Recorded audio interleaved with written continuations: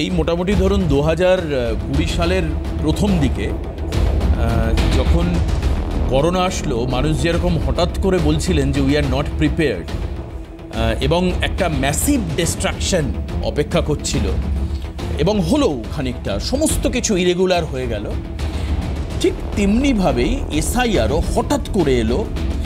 সেই অর্থে প্রচার, সেই অর্থে মানুষের কাছে পৌঁছানো গেল কিনা সেই প্রশ্ন তুলছে রাজ্যের শাসক দল। এবং এসআইআরের ফলে একটা ম্যাসিভ প্যানিক এটা গ্রাম থেকে গ্রামান্তরে ছড়িয়ে পড়ল এবং শাসক দলের দেওয়া তথ্য অনুযায়ী 10 জনের ওপর মানুষের যে মৃত্যু হলো এটাও এসআইআরের জন্য।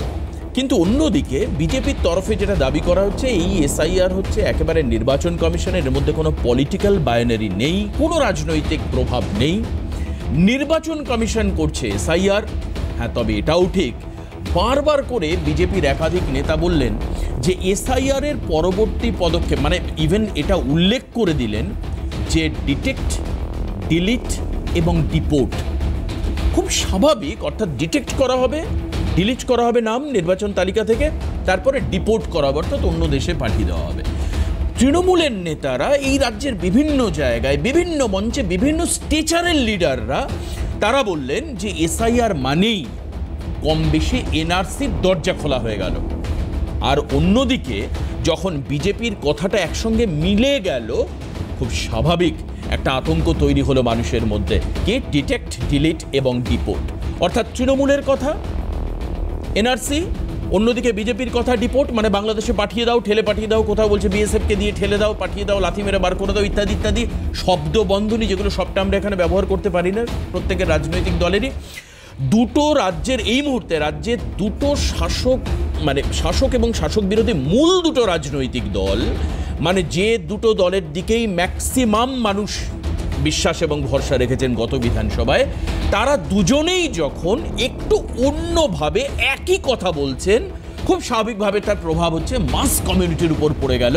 এবং যে কারণের জন্য এসআইআরের জন্য কেউ ঘর ছেড়ে পালালো, কেউ তালা দিল, কেউ মারা গেল, ইত্যাদি ইত্যাদি ইত্যাদি অভিযোগ একের পর এক আসছে। আর মূল অস্ত্রটা তুলে দেওয়া হলো বিএলওদের হাতে। মানে অনেকটা এরকম যে ঢাল, তরোয়াল, ছাড়া যে নিধিরাম সর্দারের কথা আপনারা শুনেছেন, সেরকম অনেকটাই। বিএলওরা কাজ করছেন বিভিন্ন জায়গায়, বিভিন্ন গ্রামে গঞ্জে, বিভিন্ন প্রান্তে, আর বিএলওদের বিরুদ্ধে একাধিক অভিযোগ তুলছে কিন্তু রাজনৈতিক দলগুলো। তৃণমূলের একেবারে ক্যাডার বিএলও এরকম অভিযোগ আসছে, আর এই অভিযোগের ভিত্তিতে নির্বাচন কমিশন পদক্ষেপ নিয়েছে। আমরা গত 4 তারিখ থেকে আজ পর্যন্ত, অর্থাৎ গত 4 দিনে নির্বাচন কমিশনের সেই অর্থে কোনো প্রোঅ্যাক্টিভ ভূমিকা দেখতে পাইনি, সেই অর্থে কোনো প্রোঅ্যাক্টিভ ভূমিকা দেখতে পাইনি। এর আগে যখন কয়েকজন ইআরওর বিরুদ্ধে অভিযোগ উঠেছিল, তখন তাদেরকে যে সাসপেন্ড করবার কথা বলা হয়েছিল এবং এফআইআর করবার কথা বলা হয়েছিল, সেক্ষেত্রেও নির্বাচন কমিশন পদক্ষেপ নেয়নি। এটা আমি বলছি না, ফাল্গুনিদি আরও বেটার বলতে পারবেন, কারণ ফাল্গুনিদি দলের একজন সাংসদ, অভিজিৎ গঙ্গোপাধ্যায়, প্রাক্তন মাননীয় বিচারপতি, বিজেপি সাংসদ, তিনি বলছেন। অর্থাৎ ইলেকশন কমিশনের ভূমিকা নিয়েও প্রশ্ন উঠছে। ঠিক এই রকম জায়গায় দাঁড়িয়ে 8 জন বিএলওকে নিয়ম না মেনে ফর্ম বিলি করবার জন্য শোকজ করল নির্বাচন কমিশন। 4th ডে, 4th দিনে আফটার অ্যানাউন্স এসআইআর এর অ্যাক্টিভ যে কাজ শুরু হলো গত 4 তারিখ থেকে, তারপরে এই ছবিটা দেখতে পাওয়া গেল।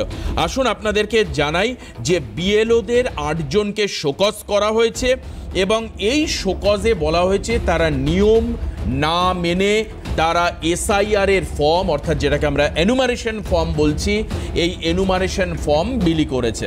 ঠিক এরকম একটা অভিযোগ আসছে। উত্তর পাওয়ার পর পরবর্তী সিদ্ধান্ত নেবে কমিশন। কিন্তু কমিশন কি এক্ষেত্রে প্রোঅ্যাক্টিভ ভূমিকা নিতে পারবে? প্রশ্ন হচ্ছে সেটা। ঠিক এই জায়গা থেকে আমরা আলোচনায় আসব। পাশাপাশি আরেকটা খবর না দেখালেই নয়, সেটা হচ্ছে বারবার করে রাজ্যের বিরোধী দল বিজেপির অভিযোগের কেন্দ্রবিন্দুতে থাকা গুলশান কলোনি। আসুন গুলশান কলোনিতে কি অভিযোগ আসছে সেটাও একবার আপনাদেরকে দেখাবো।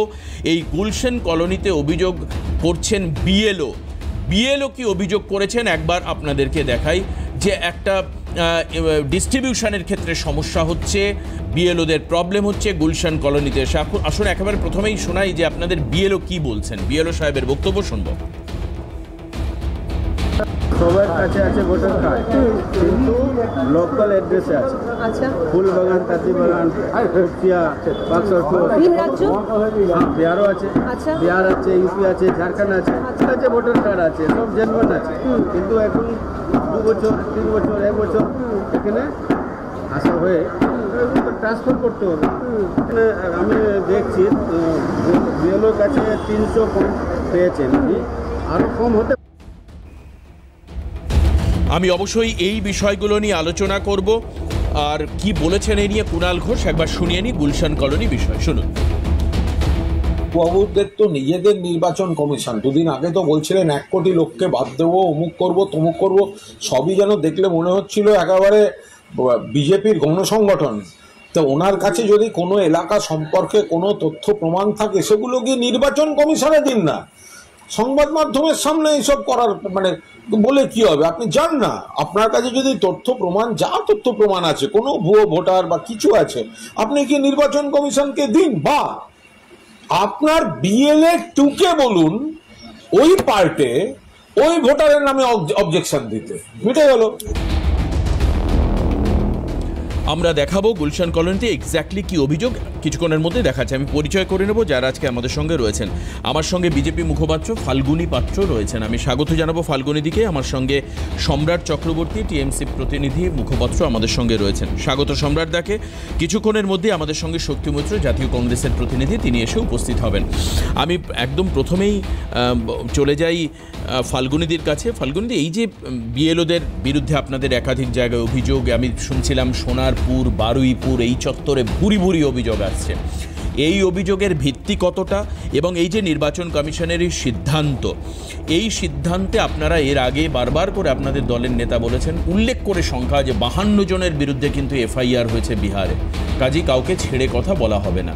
একদিকে বিএলওদেরকে রাজনৈতিকভাবে খানিকটা সন্ত্রস্ত করে রাখা হচ্ছে, আর অন্যদিকে নির্বাচন কমিশনের এই নির্দেশিকা, মানে আমি জানতে চাইছি যে এরপরে কি বিএলওরা সঠিকভাবে কাজ করবেন, মানে আপনাদের দাবি মতো? দাবি আমাদের নয়, ইলেকশন কমিশনারের আন্ডারে বিএলওরা কাজ করছে, তাদের সঠিকভাবে কাজ করাটা মানুষের দাবি। কারণ এটা যদি না হয়, আমাদের মাননীয় মুখ্যমন্ত্রী 2005 সালে যখন তিনি ডেপুটি স্পিকারের মুখের ওপর ভোটার লিস্ট ছুঁড়ে মেরেছিলেন, তিনি বলেছিলেন 1,20,00,000 যে ভুয়ো ভোট আছে সেই ভুয়ো ভোট বাদ দিতে হবে। এটা আমাদের কথা নয়, মাননীয় মুখ্যমন্ত্রীর কথা। এই যে একটু আগে কুণাল ঘোষ বললেন না যে 1 কোটি সংখ্যাটা কোথা থেকে পেয়েছেন, তো তখন যদি 1,20,00,000 হয়, তো স্বভাবতই এখন তো সে ভোট বাড়বে, এটা তো স্বাভাবিক। উনি জানেন কিনা জানি না, কিন্তু আমরা বিষয়টা জানি, কারণ উনি তখন বলেছিলেন, উনি বিরোধী দলনেত্রী ছিলেন, তখনকার লড়াইটা আমাদের মনে রয়েছে। আমরা তাদের সমর্থক, মানে রাজনৈতিকভাবে সমর্থন না করলেও তার কথাকে আমরা সমর্থন করেছিলাম, কারণ ভুয়ো ভোট এই পশ্চিমবঙ্গে ছিল। তো স্বভাবতই তখন যদি 1,20,00,000 থাকে, তো এখন বাড়বে। এটা তো কুণাল ঘোষ হিসাব করে পাননি কেন সেটা আমি জানি না, এটা প্রথমত। দ্বিতীয়ত হচ্ছে, দেখুন যে দুজনের নাম তখন বলা হয়েছে, দুজনই এআরও ছিলেন ডাটা এন্ট্রি করার, যারা ডাটা এন্ট্রি করতে। তো স্বভাবতই দেখুন, এই যে আজকে ইলেকশন কমিশনার, ইনারা কোনো পার্টির লোক নয়। আমরা বারবার নয়, একাধিক রাজনৈতিক দল বারবার করে আমরা অভিযোগ করেছি যে আমাদের পশ্চিমবঙ্গে ভুয়ো ভোট আছে, এবং বর্তমান এই ভুয়ো ভোট যে আছে সেটা যখনই এই এসআইআর হচ্ছে, সেই তথ্য কিন্তু আস্তে আস্তে সামনে আসছে। এবং এর আগেও আমরা দেখেছি যে ওই বিভিন্ন জায়গায় যে আমাদের মালদার যে খাতুন, আমি এই মুহূর্তে নামটা আমার মনে পড়ছে না, নিউটন দাস, তো স্বভাবতই এরা যে এখানকার ভোটার ছিল না, যে যিনি এখানকার প্রধান ছিলেন, বা নিউটন দাস যিনি বাংলাদেশেরও ভোটার ছিলেন, এখানকারও ভোটার ছিলেন, এবং একাধিকবার যে বিভিন্নভাবে, এবং এই তৃণমূল বারবার বলেছিলেন যারা বিভিন্ন জায়গা থেকে আসছেন, আপনারা যান, আপনাদের নাম তুলে দেওয়া হবে, এটা আমরা প্রকাশ্যে দেখেছি। তো এই যে বিভিন্ন ভোটার লিস্টে এই যে ভুয়ো ভোট রয়েছে, ভুয়ো ভোটাররা রয়েছে, তাদেরকে বাদ দিয়ে প্রকৃত নাগরিক যারা, তাদের মাধ্যমে সরকার গঠনই হচ্ছে এই ইলেকশন কমিশন এবং গণতন্ত্রের প্রধান এবং প্রথম লক্ষ্য। তো বিষয় হচ্ছে দেখুন, আমরা এই গুলশান কলোনি একটু আগে আপনি যেটা বললেন, এখানে প্রায় 2 লক্ষ লোক বাস করেন, সেখানে ভোটার সংখ্যা কত আছে? 20,000-এর মতো আনুমানিক। তাহলে বাকি যে 1,80,000 এরা কারা? তো বিষয় হচ্ছে, আমি ফাল্গুনিদি আপনার এই প্রশ্ন নিয়ে আমি একবার সম্রাটদার কাছে আসি। সম্রাটদা, আমি একটা ছোট্ট এখানে উদাহরণ যেটা আমরা পেয়েছি গুলশান কলোনি, সেটা হচ্ছে এল পার্ট। লাভলি খাতুন না হলো এল পার্টের একটা ছোট্ট আমি মানে স্পেসিমেন এক্সাম্পল হিসেবে আপনার কাছে রাখছি। এল পার্টে 50 থেকে 55টি বহুতল রয়েছে। আমি ফাল্গুনিদি 2 লক্ষ আর ওই 20,000-এর হিসেবে আসছি না। এল পার্ট তার থেকে এল পার্ট যেটুকু তাতে 50 থেকে 55টা বহুতল রয়েছে। সম্রাটদা জানেন কজন ভোটার এখানে? মাত্র 10 জন। 55টা বহুতলে মাত্র 10 জন ভোটার গুলশান কলোনিতে। বাদবাকি কারা? মানে এই প্রশ্ন খুঁজতে এসআইআর যখন করা হচ্ছে, যেটা ফাল্গুনিদিদের দাবি, রাজনৈতিক দলের দাবি এবং নির্বাচন কমিশনের অবস্থান, সেখানে আপনারা তো এসআইআরের বিরোধিতা করছেন। তার মানে কি এই যে 55টা ফ্ল্যাটে 10 জন থাকাটা কি স্বাভাবিক? এই স্বাভাবিকতাকে সামনে রেখেই কি আপনাদের রাজনৈতিক লড়াই?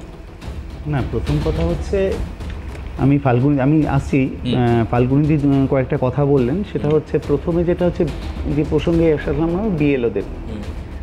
গ্রাউন্ড লেভেলে আমরা যারা কাজ করছি, বিএলওদের পক্ষে কাজটা কিন্তু সত্যি খুব কঠিন। তার কারণ হচ্ছে সময়। যে কম সময়ের মধ্যে তাদেরকে একটা টাস্ক দেওয়া হয়েছে, সেই টাস্কটা করাটা কিন্তু খুব দুঃসাধ্য হয়ে যাচ্ছে। এমন অনেক অঞ্চল রয়েছে যেখানে বহুতল, বিভিন্ন বহুতল, এক বহুতলের 2 তলে যদি থাকেন, তিনি 7 তলায় কে থাকেন জানেন না। সেখানে বিএলওদেরকে খুঁজতে দেওয়া এই মানে নির্দিষ্ট সময়সীমার মধ্যে, তাতে বিএলওদের জবটা কঠিন। দ্বিতীয় কথা হচ্ছে, ফাল্গুনিদি একটা কথা বলেন, ইলেকশন কমিশন তো কোনো দলের নয়। কিন্তু দেখুন, আমি যদি এই মুহূর্তে ইলেকশন কমিশনের বিরুদ্ধে কিছু বলি, ফাল্গুনিদি মানে রেডে করে এসে পড়বেন, বা আমাদের দলে উচ্চস্থানীয় নেতৃত্বরা কোনো কথা বললে, বা রাহুল গান্ধী যদি কোনো ইলেকশন কমিশনের বিরুদ্ধে কোনো প্রেস কনফারেন্স করে, সবার আগে ইলেকশন কমিশনের আগে অনুরাগ ঠাকুররা প্রেস কনফারেন্স করতে বসে যাবেন। লালকৃষ্ণ আদবানিজিরই দাবি ছিল মনমোহন সিংয়ের কাছে যে নিরপেক্ষ ইলেকশন কমিশন হোক। দেশের প্রধানমন্ত্রী, সুপ্রিম কোর্টের প্রধানমন্ত্রী, লিডার অফ অপোজিশন। কিন্তু আমরা জানি কোনো এক তত্ত্বে হঠাৎ করে ইলেকশন কমিশন এই নিয়মটা বদলে গেল। নিরপেক্ষতা নিয়ে প্রশ্ন সেখানে শুরু হলো। নিরপেক্ষতা নিয়ে প্রশ্ন সেখানে শুরু হলো যখন দেখা গেল এসআইআর ঘোষণার পরপরই যোগ্য হতে পারে, কিন্তু মেয়ে জামাই রাতারাতি 2টো জেলার ডিস্ট্রিক্ট ম্যাজিস্ট্রেট পদে উন্নীত হলেন। অযোগ্য, যোগ্য কি অযোগ্য সেই প্রশ্ন নয়, প্রশ্ন হচ্ছে এসআইআর ঘোষণার 1 দিন এবং 4 দিনের মধ্যে। তাই বিএলওদের পক্ষে শাস্তি, পক্ষপাতমূলক আচরণ, এগুলো তো থাকবে। দ্বিতীয় হচ্ছে, আপনার মনে থাকবে, আমাদের সকলের মনে আছে, রাজ্যের মাননীয় মুখ্যমন্ত্রী মমতা বন্দ্যোপাধ্যায় ফেব্রুয়ারি মাসের 27শে ফেব্রুয়ারি তিনি বলেছিলেন, বিভিন্ন অংশে, রাজ্যের বিভিন্ন অংশে ভিন রাজ্যে ভোটারের সংখ্যা ঢোকানোর চেষ্টা করা হচ্ছে। আমরা তাই নিয়ে আমাদের দিদির দুধ অ্যাপ নিয়ে বেরিয়েছিলাম। দেখুন, এসআইআর, এবার আপনি যে প্রসঙ্গে আসলেন সেই প্রসঙ্গে আসি। একজনও বৈধ ভোটারের নাম বাদ দেওয়া যাবে না, এটা আমাদের দাবি। এর জন্য আমরা রাস্তায় আছি। এর জন্য দরকার হলে দিল্লিতে আন্দোলন হবে, আদালতের দরজাতেও আমরা পৌঁছাবো। আপনারা ঠিক এই দাবিটা সম্রাটদা কেন করছেন? মানে এসআইআর এর মানে আপনাদের কি তাহলে নির্বাচন কমিশনের উপর কোনো ভরসা নেই? একদম নেই, কারণ এসআইআরটাই অসাংবিধানিকভাবে লাগু করা হয়েছে। আমি ব্যাখ্যায় আসি। তার কারণ বলছেন যে 324 ধারার 6 নম্বর। না, আমিও বলছি ভায়োলেশন অফ আর্টিকেল 14, 16, 19, 325, 326 ইতিমধ্যেই সেটা নিয়ে সুপ্রিম কোর্টে মামলা চলছে, আগামী দিনে রায় বেরোবে। আমি আপনাদের বলছি, representation of people act 1950, registration of electoral rules 1960, সেখানে কি বলা আছে, কোট আনকোট আমি বলি, revision should be carried out based on the latest roll only. 2002 সালে এসআইআর হয়নি, কিন্তু এসএসআর বা আইআর হয়েছিল। কিসের উপর বেস করে হয়েছিল? 2002 সালের 5ই জানুয়ারি যে খসড়া ভোটার তালিকা তৈরি হয়েছিল তার উপর বেস করে হয়েছিল। তাহলে 2025-এ এসে সেটা নয় কেন? দ্বিতীয় প্রশ্ন, যে 2008-9 আমরা জানি ডিলিমিটেশন হয়েছিল। সেই ডিলিমিটেশনের ফলে অনেক বিধানসভা ক্ষেত্র বদলে গেছে, ভেঙে গেছে, অনেক বুথের অস্তিত্ব নেই। সেই ক্ষেত্রে সেইটাকে মান্যতা দেওয়া হয়নি কেন? তৃতীয় প্রশ্ন, 2019 সালের 10ই জুলাই রাজ্যের নির্বাচন কমিশনার আমাদের পার্লামেন্টে হলফনামা দিয়ে জানিয়েছিল একজন অবৈধ ভোটার আমাদের ভোটার লিস্টে নেই। তাহলে সেটাকে মান্যতা দেওয়া হচ্ছে না কেন? এসআইআর যদি সত্যিই গুরুত্বপূর্ণ এবং প্রয়োজন হতো, এবং সেটা ওনারা মানে বিজেপি বা নির্বাচন কমিশন ব্যাখ্যা দিয়ে বলতে চেষ্টা করছেন যে এখানে এনআরসি কোনো প্রয়োজন নেই, কিন্তু যে নথিগুলো চাওয়া হচ্ছে সেগুলো কিন্তু এনআরসি রিলেটেড। এসআইআর যদি সত্যি প্রয়োজন হতো, 2023 সালের পঞ্চায়েত নির্বাচনের পরে তো 1 বছর সময় পাওয়া গেছিল 24-এর লোকসভা নির্বাচনের আগে পর্যন্ত, তাহলে সেই 1 বছরে এসআইআর প্রক্রিয়া সম্পূর্ণ করে সারা দেশে একসঙ্গে আমরা কেন শুদ্ধ ভোটার লিস্ট নিয়ে 2024-এর লোকসভা নির্বাচনটা করলাম না? যদি দেখা যায় আজকে অবৈধ ভোটার রয়েছে, তাহলে এই অবৈধ ভোটারের ভোটে তো নির্বাচিত একটা কেন্দ্রীয় সরকার, যারা জিতেছেন তারা তো এই অবৈধ ভোটারের ভোটে জিতেছেন, সে যে কোনো দলেরই হতে পারেন। তাহলে এই অবৈধ জায়গা থেকে আমাদের নেতা অভিষেক বন্দ্যোপাধ্যায় সাংসদ যিনি যেটা বলেছেন আমরা পদত্যাগ করব, দম আছে দেশের প্রধানমন্ত্রী পদত্যাগ করবে? পদত্যাগ করতে হবে তো। আবার আমি একদম লাস্ট লাইন আমি আপনাকে বলছি, আজকে যাদের নাম আমি একদম এসআইআর যে প্রক্রিয়া হচ্ছে শেষ কথা বলি, যে 2002-এর ভোটার লিস্টে যাদের নাম আছে, 2025-এর সাথে যাদের ম্যাপিং এবং ম্যাচিং কমপ্লিট হয়ে গেছে, তাদের কেন ফর্ম ফিল আপ করতে হবে? এই প্রশ্নটা কিন্তু থেকে গেল। ম্যাচিং কমপ্লিট, ম্যাচিং কমপ্লিট, তাদের কেন ফর্ম ফিল আপ করতে হবে? তাহলে কি কোথাও নির্বাচন কমিশনের মাধ্যমে কেন্দ্রীয় সরকার বাংলা বা ভারতবর্ষের এসআইআর মাধ্যমে প্রতিটি ভোটারের লিগ্যাসি ডেটা চেক করছে, সেটাকে সংগ্রহ করছে পরবর্তীকালে এনআরসির নোটিশ পাঠানোর জন্য? এই প্রশ্নে কিন্তু মানুষ আতঙ্কিত। একেবারে আমি ঠিক এখানে স্পষ্ট হওয়ার চেষ্টা করব। ফাল্গুনীদির থেকে একটা ছোট্ট ফিরে আসলাম আলোচনায়। আমাদের সঙ্গে শক্তি মৈত্র, জাতীয় কংগ্রেস মুখপাত্র শক্তিদা এসে উপস্থিত হয়েছেন। শক্তিদাকে স্বাগত আজকের অনুষ্ঠানে। শক্তিদার কাছে যাওয়ার আগে যে খবরটা আপনাদের এই মুহূর্তে দেখাতে হবে সেটা হচ্ছে, যারা এসআইআর আতঙ্কে মারা গিয়েছেন বলে তৃণমূল কংগ্রেস অর্থাৎ রাজ্যের শাসক দলের দাবি, শুধু দাবি নয়, এই পরিবারগুলোর পাশে সর্বতোভাবে থাকবার জন্য তৃণমূল কংগ্রেস তাদের একটা দলীয় অবস্থান স্পষ্ট করেছেন। একদম দলের হায়ারার্কি থেকে, মানে একদম হাইয়েস্ট কমান্ড থেকে বলা হয়েছে যে এদের পরিবারের পাশে আমরা আছি। এবার এই পরিবারগুলোর সঙ্গে ভিজিট করবার জন্য আমরা দেখতে পাচ্ছি বেশ কিছু জায়গায় তৃণমূলের টিম তারা যাচ্ছেন, এবং অভিষেক বন্দ্যোপাধ্যায় এর এই পুরো টিম ডিস্ট্রিবিউশনের দায়িত্বে রয়েছেন। আমরা ব্যারাকপুরের ছবি দেখতে পাচ্ছি, ব্যারাকপুরে শুনতে পাচ্ছিলাম শশী পাজা, পার্থ ভৌমিক যারা রয়েছেন তারা গিয়েছেন, রাজ চক্রবর্তী যিনি ওখানকার বিধায়ক স্থানীয় তিনিও গেছেন। আর অন্যদিকে উলুবেড়িয়াতে আবার হাওড়া সার্কেলের যারা নেতা রয়েছেন যেমন অরূপ চক্রবর্তী, পুলক রায়, এরা সমস্ত গিয়েছেন। তবে এরা বাড়িতে যাচ্ছেন কেন, এবং এসআইআরের আগে এই যে আতঙ্কে মৃত্যুর কথা মূলত তৃণমূল কংগ্রেসের তরফেই তো সামনে আনা হচ্ছে, কি বলছেন তারা একবার আপনাদেরকে শোনাবো, শুনুন। কেন্দ্রীয় সরকার এবং বিজেপি দল, মানুষ চলে গেল আতঙ্কে, এসআইআর আতঙ্কে, সমস্ত কাগজ তার হাতে রয়েছে, যে কাগজ আপনার আমার মৃত্যু যেটা এসআইআর জন্যে হচ্ছে আতঙ্কে, এটা তাদেরকে স্বীকার করতে হবে এবং দায়িত্ব নিতে হবে। তোমরা ভয় দেখিয়েছো, একটা প্রকৃত নাগরিক তার মার গেল। আজকে জানেন ওর এসআইআর এর ওই ফর্ম যেটা আমাকেও দিয়েছে, আমার বাড়িতেও আজকে পৌঁছেছে ফর্ম। আমরা পরিবারকে এবং এলাকার মানুষকেও আমরা অনুরোধ করলাম যে ভয় পাবেন না অযথা। মমতা বন্দ্যোপাধ্যায়ের নেতৃত্বে অভিষেক বন্দ্যোপাধ্যায়ের তদারকি এবং সেনাপতিত্ব আমরা প্রত্যেকটা পরিবারের সাথে যোগাযোগ রাখছি এবং মানুষের পাশে আছি। ভারতীয় জনতা পার্টি প্রচুর হিন্দু মানুষের নাম, ওপার বাংলা থেকে আসা মানুষের নাম। জাহিরের পরিবারের তো যেদিনে জাহির মারা গেছে সেদিনেই মাননীয় মুখ্যমন্ত্রী মমতা বন্দ্যোপাধ্যায় এবং সাংসদ অভিষেক বন্দ্যোপাধ্যায়ের নির্দেশে আমরা সেদিনেই তার পরিবারের সঙ্গে সেদিন থেকেই আছি, এবং আজকেও আমরা এসছি তাদের পরিবেশের। আমাদের দলের মুখপাত্র অরূপ চক্রবর্তীকে দল পাঠিয়েছে, আমরা সকলে মিলে তাদের পরিবারে থাকার জন্য, পাশে থাকার অঙ্গীকার নিয়ে আজকে আমরা সকলে উপস্থিত হয়েছি। পরিবারের পাশে থাকার বার্তা দিয়েছেন মমতা বন্দ্যোপাধ্যায় এবং আমাদের প্রিয় নেতা অভিষেক বন্দ্যোপাধ্যায়। আমরা এই পরিবারের পাশে প্রথম দিন থেকে ছিলাম, আজও এসছি পরিবারের পাশে সব রকমের সহযোগিতার জন্য, যাতে এই পরিবার তারা যেন না ভাবেন যে তাদের পরিবারের মূল উপার্জনকারী সদস্য চলে যাওয়ায় তাদের পরিবার বিপদে পড়বে।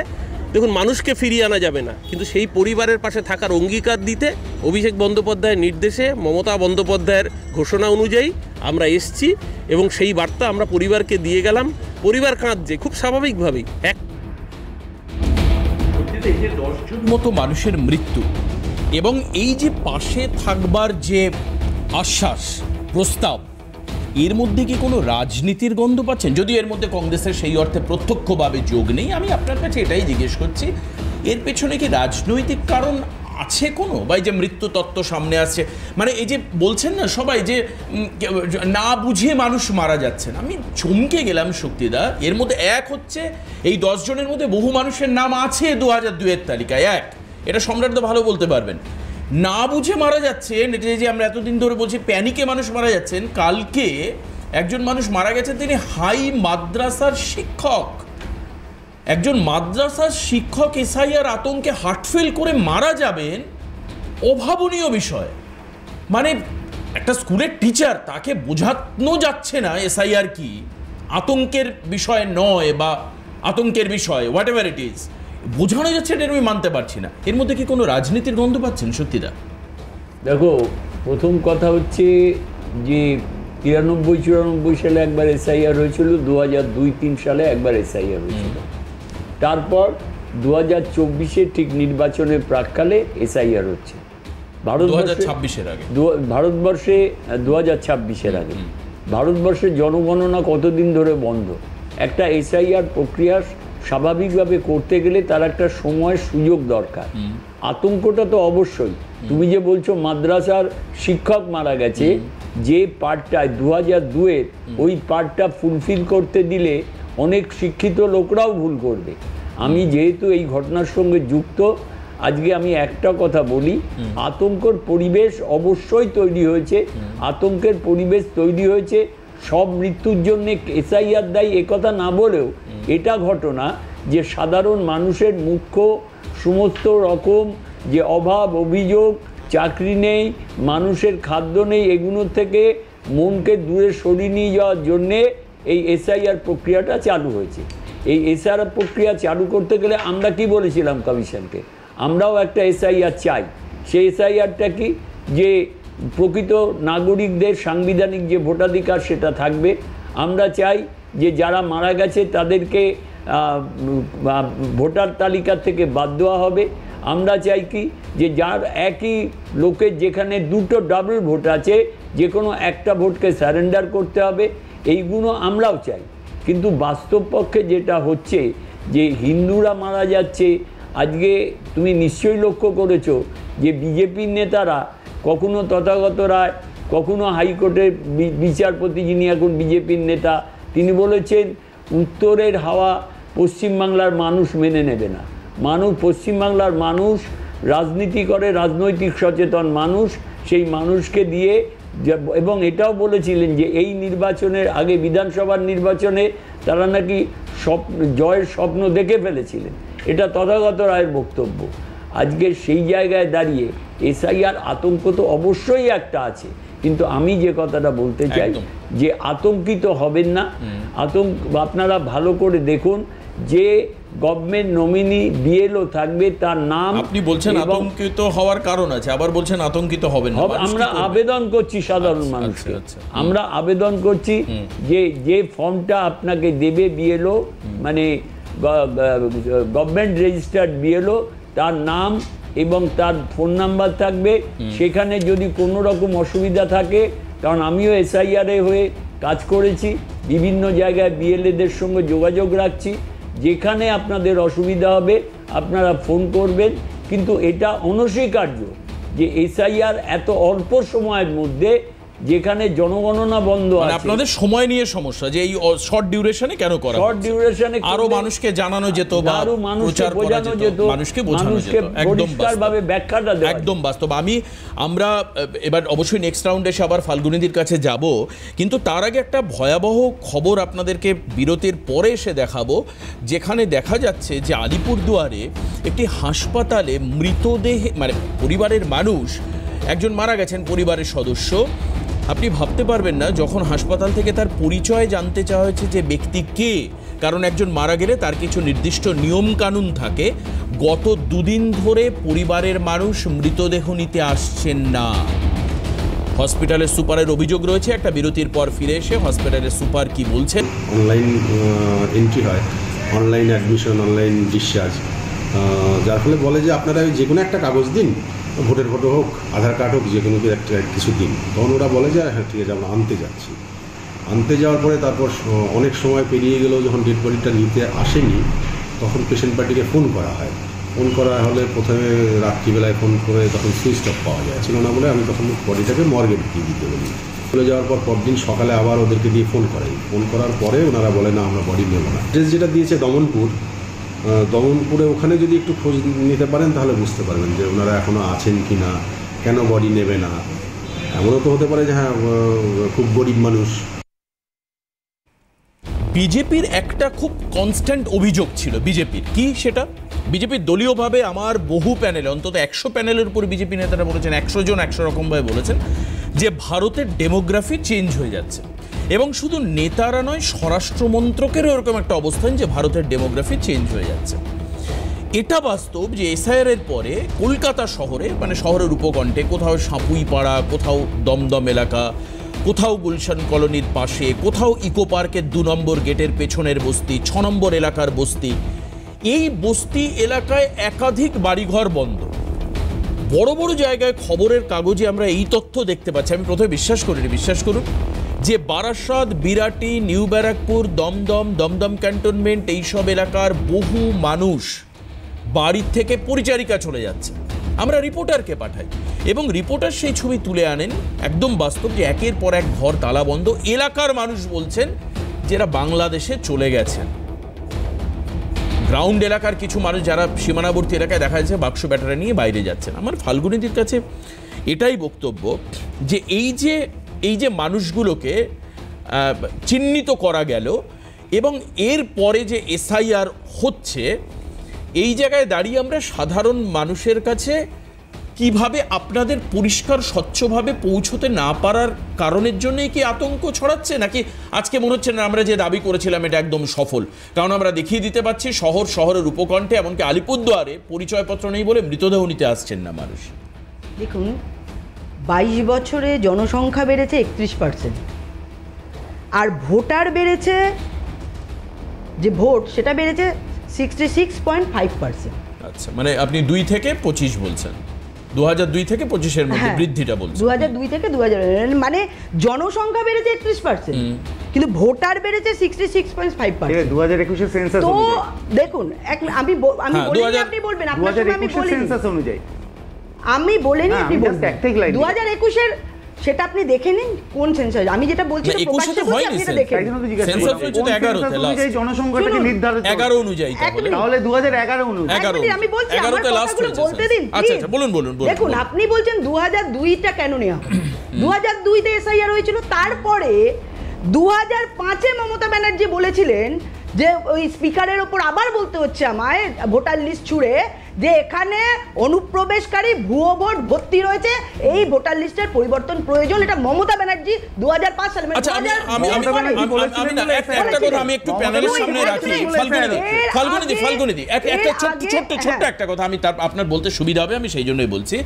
এই যে যারা কলকাতায় বিভিন্ন এলাকায় অনেককে আমরা পাচ্ছি, আমাদের প্রতিনিধিরা তাদের সামনে বুম ধরে কথা জিজ্ঞেস করছেন।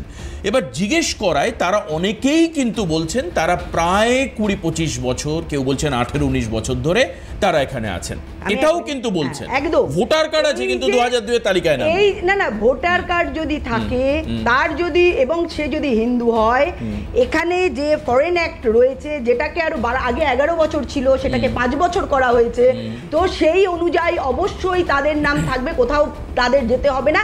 এইটা হচ্ছে তৃণমূল সিপিএম কংগ্রেস মিলে যে ভুল প্রচার চালাচ্ছে, এই যে ডিটেনশন ক্যাম্প, এই যে এনআরসি, এর জন্যই মানুষ, এই যে এর জন্যই মানুষ ভীত হচ্ছেন, বাড়ি বাড়ি গিয়ে এই যে ভুল বোঝানো হচ্ছে। এবং আপনি ভাবুন আজকে যেটা বলছেন যে প্রদীপ কর তিনি লিখে গেছেন যে তিনি এনআরসির জন্য বা এসআইআর এর জন্য তিনি মারা গেছেন, তদন্তের আগেই বলা হলো তিনি সুসাইড করেছেন, তার 4টে আঙুল নেই, তিনি একদম সুসাইড নোট লিখে গেলেন এবং তার 2002-তে নামও আছে। তো ভাবুন যে কিভাবে এই যে এইটাকে মানুষকে ভড়কানোর জন্য আজকে যারা এইরকম হচ্ছে, আজকে বলুন তো আমি যখন আপনি আপনার সুবিধা হবে, আপনার সুবিধার জন্য আমি একটা বাইট দেখাই আপনাকে। মাঠপাড়া বস্তি এলাকায় আমাদের প্রতিনিধি অনফিল্ডে মানে গ্রাউন্ড রিপোর্টিং এ গেছিলেন এবং সেখানে এক ব্যক্তির সঙ্গে কথা হয়। তার কি বলছেন, তিনি এক মহিলা আর কি, এক ব্যক্তি মানে এক মহিলা, একজনের ইন্ডিভিজুয়ালসের সঙ্গে কথা হয়, তিনি কি বলেছেন দেখাই একবার আপনাদের, শুনুন। ভোটার কার্ড আছে? না। আপনার বয়স কত? আপনার বয়স কত? এখানে আরো অনেকে আমার দিদিরা বলছে ওদের কাছে শুনুন না। আপনার বয়স কত? আপনার বয়স কত? আপনার বয়স কত বলুন? না আইসি 19 বছর। হ্যাঁ 19 বছর। 19 বছর কেন এসেছেন বাংলাদেশ থেকে? ক্যামেরাটা নিচে নামান না। বাংলাদেশ থেকে কেন এসেছেন? বাংলাদেশে নিয়ে যাক, আমরা কাজ কাম করি খাই। আগে তো বললেন বাংলাদেশ থেকে 19 বছর হয়েছে এসেছেন। হ্যাঁ, এই ধরনের মানুষেরা আরও বিস্তারিত ছিল, আমি সময়ের জন্য ছোট করলাম বিষয়টা। এবং উনি একবার বলছেন আমি ভোটার কার্ড আছে, একবার বলছেন ধামাখালিতে বাড়ি, একবার বলছেন নদিয়ায় বাড়ি, একবার বলছেন লাস্টে ভোটার কার্ড নেই, আর এই সময় তো শুনলেন বয়স কত, 19 বছর উনি বলছেন ওনার বয়স। মানে এই এখন 19 বছর এসছে না 19 বছর ওনার বয়স, এই নিয়ে একটা দ্বিধাদ্বন্দ্ব রয়েছে। কিন্তু অনেকেই লং টাইম আগে এসছে, এরকম নয় যে তৃণমূল জমানার মধ্যে এসছে, বহু মানুষকে কিন্তু বাম জমানাতেও এসেছেন। দেখুন আমরা বারবার বলেছি হিন্দুরা যারা এখানে রয়েছেন তাদের এখানে যাওয়ার কোনো বিষয়ে নেই, কিন্তু ভারতবর্ষটা তো ধর্মশালা নয় বা পশ্চিমবঙ্গটাও ধর্মশালা নয়। আমাদের রুটি রুজির জন্য কোনো এক দল তারা ইনকাম করবে, তারা এখানে তাদের মানে ক্ষমতা নিয়ে অপপ্রয়োগ করবে, সেইটা মানুষ গণতন্ত্রের মাধ্যমে সেটা রেখে দিতে বাধ্য, এটা তো মানুষ নয়।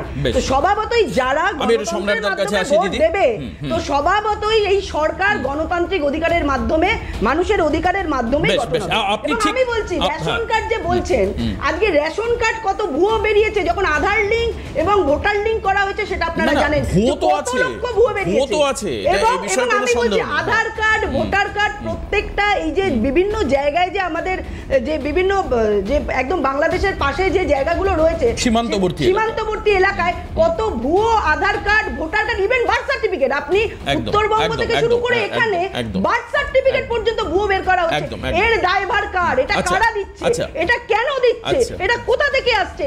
এইটা সত্যিটা সামনে এলেই কি এই ডিটেনশন ক্যাম্পের ভয় দেখানো হচ্ছে? ফাল্গুনিদি, আমি সম্রাটদার কাছে আসি। এই যে এই ফাল্গুনিদি একটা লম্বা তালিকা বলেছেন, একটা জিনিসের নাম ফাল্গুনিদি উল্লেখ করেননি। এই মুহূর্তে যেটা কলকাতায় তদন্ত হচ্ছে সেটা হচ্ছে পাসপোর্ট। যে দেশে ভোটার কার্ড, মানে আমরা ছোটবেলায় শুনতাম যে পাসপোর্ট আছে, ওরে বাবা, সে পাসপোর্ট নাকি অনেকগুলো ডকুমেন্টস নিয়ে তারপরে পাসপোর্ট। আমি যখন করিয়েছি পাসপোর্ট, একাধিক documents, police verification etcetera etcetera, মানে পাসপোর্ট জাল পাওয়া যাচ্ছে। কাজে জাল হওয়াটা তো আছেই। আমি সম্রাটদার কাছে আসি। আমরা এই যে যখন এই বিভিন্ন জায়গায় বাংলাদেশি বন্ধ ঘর, বাংলাদেশে পালিয়ে গেছেন জিজ্ঞেস করছি, তখন একটা অংশের মানুষকে আমাদের প্রতিনিধিরা বলেছেন ওদের বাংলাদেশে চলে যাওয়াটা বেটার, ভালো। কেন? তার কারণ ওরা আমাদের কাজে হস্তক্ষেপ করছে, আমাদের বসতবাড়ি এলাকা দখল করে নিচ্ছে, কম দামের জমিকে বেশি দামে কিনে জমির দাম বাড়িয়ে দিচ্ছে, কাজের ক্ষেত্রে শেয়ার, খাবার ক্ষেত্রে শেয়ার, জমির ক্ষেত্রে দাম বাড়িয়ে দেওয়া, এই নানা।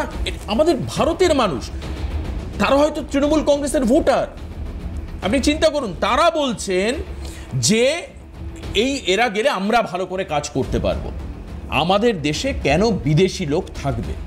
আবার দেখুন, পাশাপাশি আমি দুটো সিনারিও বলি। বাংলাদেশের মানুষ বলছেন চোখে জল নিয়ে এসে, শুধুমাত্র রোজগারের জন্য আমরা এখানে এসেছি, বাবু আপনারা রাখলে আমরা থাকবো, তাড়ায় দিলে আমরা চলে যাব। একদম এই ভাষায়, তাড়ায় দিলে আমরা চলে যাব, মানে টাচ করে যাবে আপনার বুকে। এই রকম একটা পরিস্থিতি এসআইআর হচ্ছে। এখন আপনি কোন দিকে যাবেন, কি বলবেন? কাজের জন্য, এবং আপনি দেখুন বাড়ির কাজ, রিক্সাওয়ালা, ঠেলা দোকানদার, ফুড স্টল, প্রচুর মানুষ কাজ করছেন যারা বাংলাদেশি আছেন। আমি বলি, প্রথম কথা হলো এই দ্বিধা সংকটের মধ্যে মানে কি করা যেতে পারে? যে মানবিকতার প্রশ্ন তুমি তুলেছো, সেটা এই প্রশ্ন এখানে এসে যাচ্ছে যে এসেছেন বলে তো চলে যেতে হবে, এলেন কি করে? প্রথম প্রশ্ন। অনুপ্রবেশ রোখার দায়িত্ব কাদের? দ্বিতীয় প্রশ্ন, আমাদের করের টাকায় বিএসএফ কি করছে, স্বরাষ্ট্রমন্ত্রক দায়িত্ব নেবেন না কেন? এই কথা বললেই ফাল্গুনীদি চিৎকার করে বলবেন যে মমতা বন্দ্যোপাধ্যায় জমি দেননি। আচ্ছা, আমার এখানে প্রশ্ন, যে ওখানে কাঁটাতার দেওয়া ছিল, মমতা বন্দ্যোপাধ্যায় এসে কেটে দেননি, তাহলে কাঁটাতার মুক্ত অঞ্চল ছিল যে কোনো কারণেই হোক, যার ব্যাখ্যা স্বরাষ্ট্রমন্ত্রক থেকে অমিত শাহ, মাননীয় মন্ত্রী অমিত শাহ দিয়েছেন। কিন্তু এই পর্যন্ত তো মমতা বন্দ্যোপাধ্যায়ের এপিসোড। আমি জানি না যে ফাল্গুনীদি বড় নেত্রী না ওনাদের জগন্নাথ সরকার বড় নেতা। জগন্নাথ সরকার বলছেন তারা 2026 ক্ষমতায় এলে সমস্ত কাটাতারি তুলে দেবে। তাহলে অনুপ্রবেশ আজকে আর ইস্যু নয়, প্রশ্ন মানবিকতার। দ্বিতীয় কথা হচ্ছে রোহিঙ্গা। আচ্ছা, রোহিঙ্গা ইস্যুতে আসবো, একটা ছোট্ট বিরতি নিয়ে আবার আপনার কাছেই আসবো। একটা বিরতির পর এই যে রোহিঙ্গা ইস্যু বা বাংলাদেশে, এটা পরিষ্কার হয়ে গেছে। আমি বিরোধী নেতার কথাকে সমর্থন না করলেও একটা শব্দ এখন বলতে হবে, যে গর্তে কার্বলিক অ্যাসিড ঢেলে দেওয়ার ফলে হুড়হুড় করে সব সাপ বেরিয়ে আসছে। এটা তো বক্তব্য। এখন এসআইআর চালু হওয়ার পর অনেক জায়গায় পরিষ্কার হয়ে যাচ্ছে অবস্থানটা, যে এখানে এখানে এখানে এখানে বাংলাদেশি ছিল।